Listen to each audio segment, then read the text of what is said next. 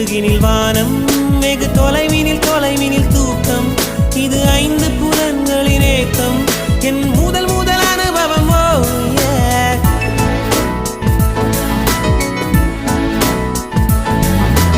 ஒலியின்றி உதடுகள் பேசும், பெரும் புயலென வெளிவரும் சுவாசம். ஒரு சுவடின்றி நடந்திடும் பாதம், இது அதிசய